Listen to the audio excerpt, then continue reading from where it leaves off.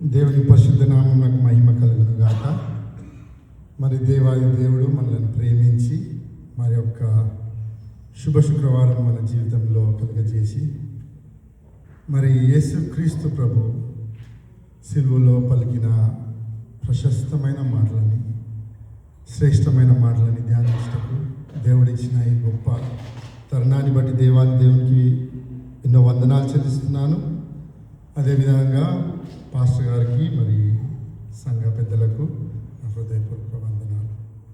It is good to see Prabhudas uncle in the church this afternoon. We welcome you uncle and it's such a joy to see you here.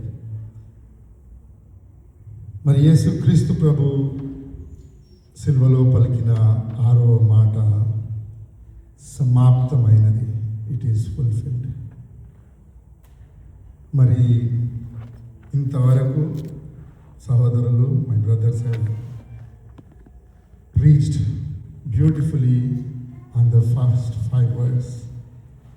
మరి చక్కటి సందేశము, సిల్వ సందేశము అందించినందుకు మరి వారికి కూడా నా హృదయపూర్వక వందనాలు చెల్లిస్తున్నాను. మరి యోహాను సువార్త 19వ అధ్యాయము 30వ వచనము, యేసు ఆచరణపుచ్చుకొని సమాప్తమైనదని చెప్పి తలను వంచి ఆత్మను అప్పగించాను. ఒక మాట ప్రార్థన చేసుకుందాము. మహాపరిశుద్ధుడా, ప్రేమగల దేవా, నీ బంగారు పాదములకు స్తోత్రం చెల్లిస్తున్నాం తండ్రి. అల్పుడనైన నన్ను తండ్రి, అయోగ్యుడనైన నన్ను తండ్రి ప్రభువా, నీవెంతగానో ప్రేమించి తండ్రి, నీవు సిలువలో పలికిన ప్రశస్తమైన మాటలలో 6వ మాట ధ్యానించటకు నన్ను ఇక్కడ నిలబెట్టుకున్న విధానం బట్టి నీకు వందనాలు చెల్లిస్తున్నాను. నీవు ప్రభువా చేసిన త్యాగాన్ని మేము జ్ఞాపకం చేసుకుంటున్నాం ప్రభువా. ఇప్పుడు సిలువను ధ్యానాలలో మేము ఉండగా తండ్రి మేము ఇంకా నీకు సమీపంగా వచ్చుటకు కృపను దయచేయండి తండ్రి.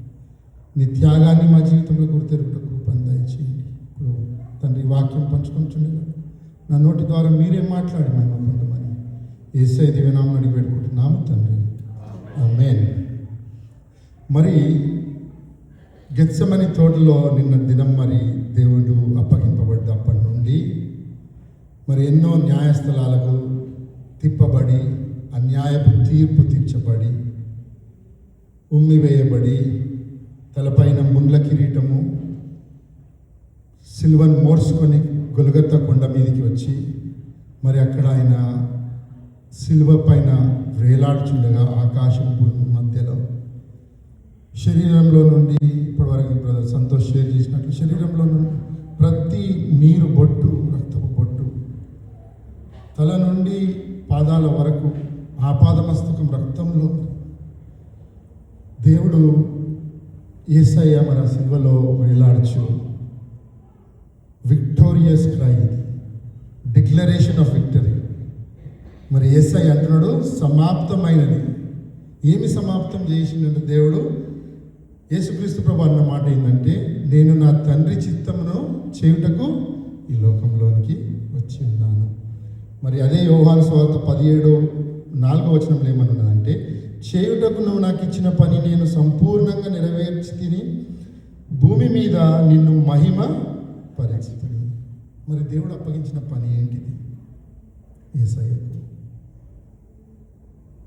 నిన్ను నన్ను నిత్య మరణం నుండి, నిత్య ఎడబాటు నుండి నిత్య జీవంలోకి, ఆయన సహవాసంలోనికి రక్షించుకోవడం.